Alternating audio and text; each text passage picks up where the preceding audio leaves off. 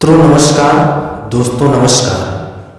आइए हम महाभारत के युद्ध के कारणों पर चर्चा करते हैं। लेकिन महाभारत के विषय में पहले कुछ जान लीजिए।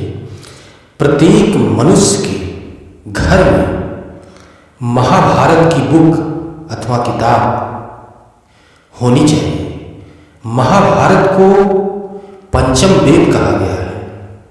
यह ग्रंथ भारत देश के मन प्राण में बसा हुआ है। यह भारत की राष्ट्रीय गाथा है। अपने आदर्श स्त्री पुरुषों के चरित्रों से भारत के जन जीवन को प्रभावित करता रहता है। इसमें सैकड़ों पात्रों, स्थानों, घटनाओं तथा विचित्रताओं व विडंबनाओं का वर्णन है। महाभारत युद्ध के यूं तो कारण कई गिनाए जा सकते हैं, लेकिन भली भांति विचार करने के बाद यह सिद्ध हुआ कि ये चार कारण नहीं होते तो महाभारत युद्ध नहीं होता। पहला कारण, राजा शांतनु का विवाह गंगा से हुआ था।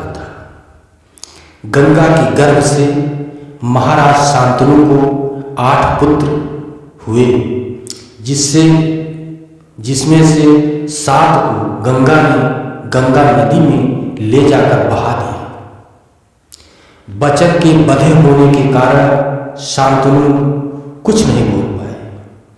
जब गंगा का 8वां पुत्र हुआ और वह उसे भी नदी में बहाने के लिए ले जाने लगी तो राजा शांतनु से रहा नहीं गया और उन्होंने इस कार्य को करने से गंगा को रोक दिया। तब गंगा ने कहा, राजन, आपने अपनी प्रतिज्ञा भंग कर दी, इसलिए अब मैं आपके पास नहीं रह सकती। इतना कहकर गंगा अंतर्ध्यान हो गई। अब जब गंगा चली गई तो एक दिन शांतनु यमुना के तट पर घूम रहे थे कि उन्हें नदी में नाव चलाते हुए एक सुंदर कन्या नजर आई। शांतनु उस कन्या पर मुग्ध हो गए। महाराज उसके पास जाकर पूछा कि हे देवी, तुम कौन हो? उसने कहा, महाराज, मेरा नाम सत्यवती है और मैं निषाद कन्या हूं। महाराज उसके रूप यौवन पर रीझ कर उसके पिता दासराज के पास जा पहुंचे और सत्यवती के साथ अपने विवाह का प्रस्ताव किया।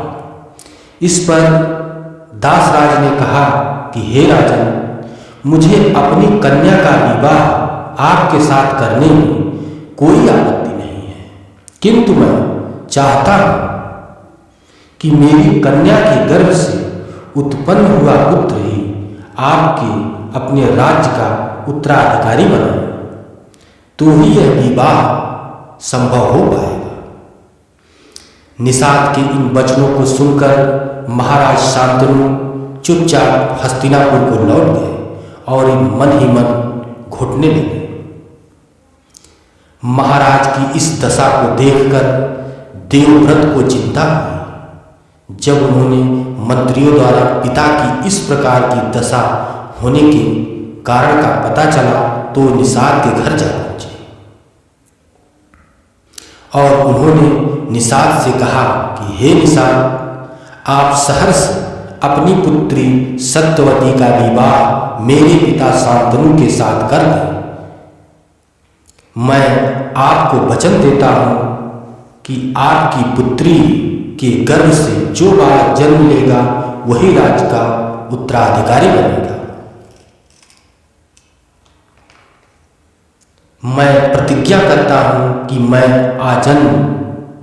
आजीवन विवाहित होऊंगा। यह सुनकर निषाद ने तत्काल अपनी पुत्री सत्यवती को देवव्रत तथा उनके मंत्रियों के साथ हस्तिनापुर भेज दिया। एक बेटा ऐसा भी है, सोचिए, उसने अपने पिता के सुख के लिए अपना बलिदान कर दिया, अपना सारा सुख बलिदान कर दिया। दूसरा कारण, किंदम ऋषि का श्राप। सत्यवती के गर्भ से महाराज शांतनु को चित्रांगद और विचित्रवीर नाम के 2 पुत्र हुए। चित्रांगद की युद्ध में मृत्यु हो गई, तब विचित्रवीर को सिंहासन मिला। उसकी 2 पत्नियां थीं, अंबालिका और अंबिका, लेकिन विचित्रवीर को दोनों से कोई संतान नहीं हुआ और वह भी चल बसा। अब सत्यवती ने नियोग प्रथा से संतान उत्पन्न कराने को सोचने लगी, तो 3 पुत्र हुए। पहले पुत्र धृतराष्ट्र जो अंधे थे, दूसरे पांडु जो रोगग्रस्त थे और तीसरे दासी पुत्र विदुर जो सभी तरह से स्वस्थ और ज्ञानी थे। लेकिन सिंहासन पर पांडु को बैठाया गया। एक दिन राजा पांडु जंगल में आखेट के लिए निकले थे। जंगल में दूर से देखने पर उनको एक हिरण दिखाई देता था। वे उस पर एक तीर चला देते हैं। वह हिरण किंदम ऋषि निकले। किंदम ऋषि पत्नी के साथ मैथुनरत थे। वे मरते मरते वक्त पांडु को शाप दे देते हैं कि जैसे जिस अवस्था में मैं मर रहा हूं, यदि तुम भी इसी अवस्था में पहुंचोगे तो तुम्हारी भी मृत्यु हो जाएगी। इस एक श्राप के कारण महाभारत युद्ध होना अनिवार्य हो गया। अब तीसरा कारण जान लीजिए। चलिए मान भी लेते हैं कि जो हमने उपरोक्त में कहा ये हो गया था, सब हो गया था, तब भी महाभारत के युद्ध को होने से रोका जा सकता था यदि द्वैत क्रीड़ा का आयोजन नहीं होता। राजभवन में कौरव और पांडवों के बीच द्वैत क्रीड़ा यानी चौसर खेलने को अनुमति देना भीष्म की सबसे बड़ी भूल थी।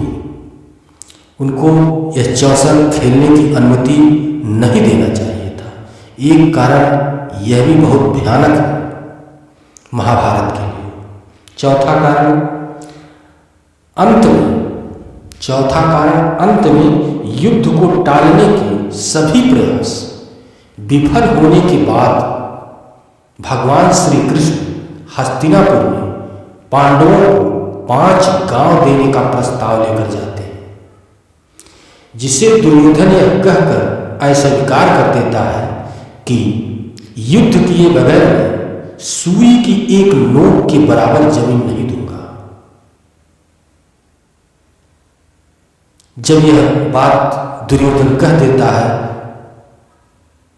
तब महाभारत का होना अनिवार्य हो जाता है। दोस्तों, मित्रों, नमस्कार। अब कथा अमृत समाप्त होता है। चैनल को लाइक सब्सक्राइब जरूर कर लीजिएगा। दोस्तों, मित्रों, नमस्कार।